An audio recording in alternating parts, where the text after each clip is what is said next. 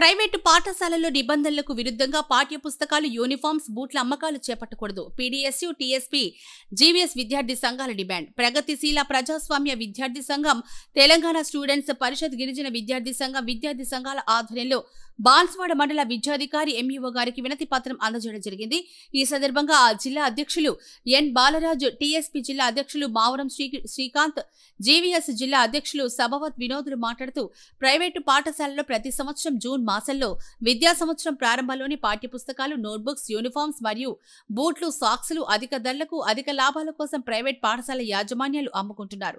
దీనివల్ల పేద మధ్యతరగతి విద్యార్థుల తల్లిదండ్రులు అనేక ఇబ్బందులు పడి పిల్లల చదువుల కోసం అప్పులు తెచ్చి బాడీలో చేర్పిస్తే స్కూల్ ఫీజులకే భారం అనుకునే తల్లిదండ్రులకు ఈ పాఠ్య పుస్తకాలు, యూనిఫామ్స్ అమ్మకాలతో మరో గగ్గోలు పరిస్థితుల్లోకి వెళ్లిపోతున్నారు. కావున ఏ ప్రైవేట్ విద్యా సంస్థలు కూడా పాఠ్య పుస్తకాలు మరియు యూనిఫామ్స్, బూట్లు, సాక్సులు విక్రయించకుండా అధికారులు ప్రతి విద్యా సంస్థలో నిఘా పెట్టి తగిన చర్యలు తీసుకోవాలని, లేని పక్షంలో విద్యార్థి సంఘాల ఆధ్వర్యంలో ప్రైవేట్ విద్యా సంస్థలపై విద్యార్థుల ఆధ్వర్యంలో తగిన కార్యాచరణ చేపడతామని ఈ సందర్భంగా హెచ్చరిస్తున్నామన్నారు. బాన్స్వాడ మండలంలో ఉన్నటువంటి ప్రైవేట్ పాఠశాలలో నిబంధనలకు విరుద్ధంగా పాఠ్యపుస్తకాలు, నోట్బుక్స్, అదేవిధంగా యూనిఫామ్స్, బూట్లు, సాక్సులు అమ్మకాలు ప్రతి విద్యా సంవత్సరం ఇక్కడ ప్రైవేట్ విద్యా సంస్థలు చేపడతా ఉన్నాయి, విక్రయిస్తూ ఉన్నాయి.